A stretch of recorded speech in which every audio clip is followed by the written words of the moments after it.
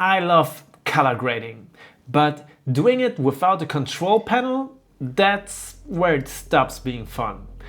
After almost 10 years working in the video production industry, I've built hundreds of node trees in DaVinci Resolve. I understand how to do everything manually, the tools, the nodes, the color space transforms, but doing it with just a mouse while traveling is painful.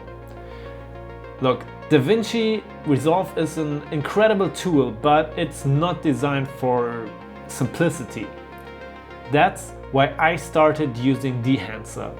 Because sometimes you don't need more control, you just need simplicity that works.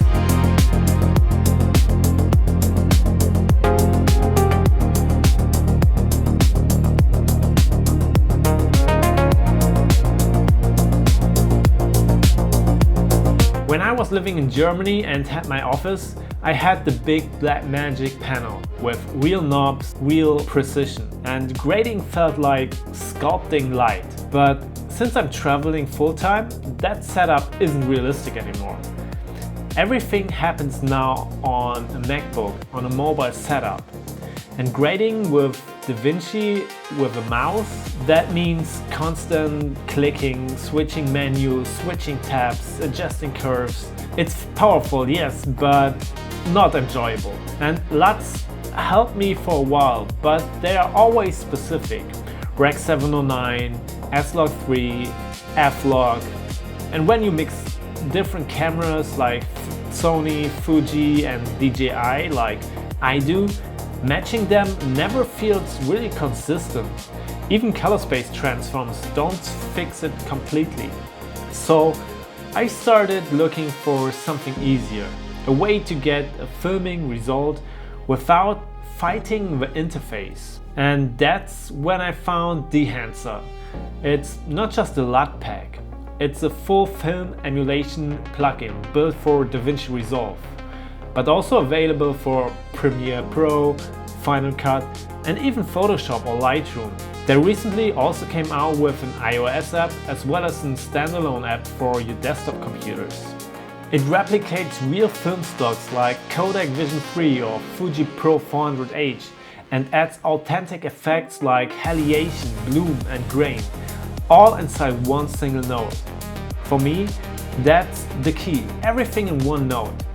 I don't need 10 parallel nodes or external effects anymore. I just drop Dehancer on and I'm ready to grade. Let's go through some main settings quickly.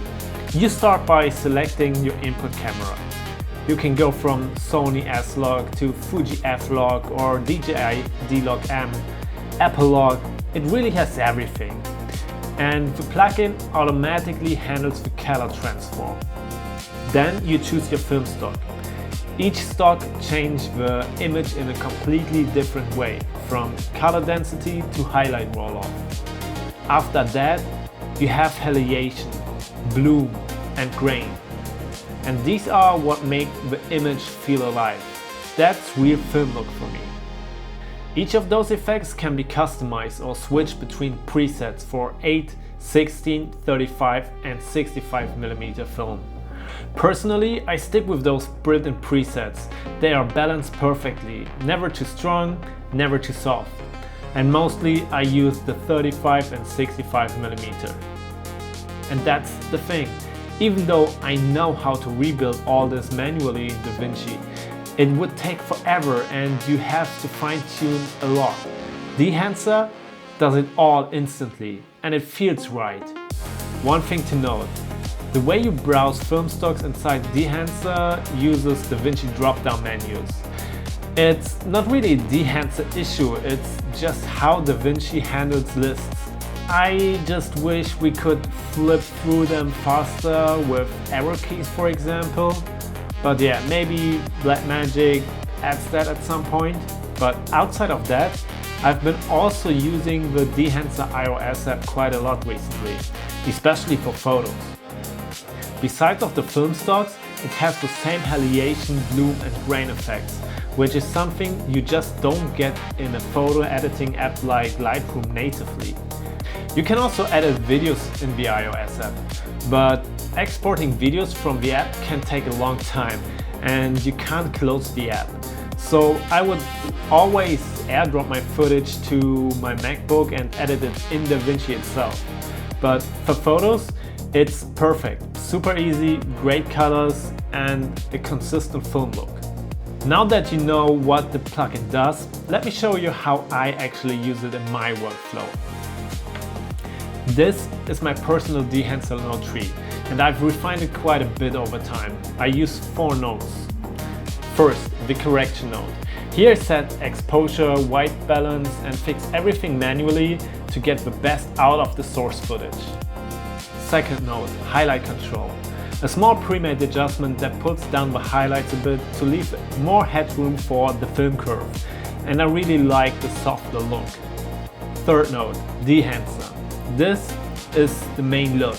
This is where I apply my film stock, palliation, bloom, and grain.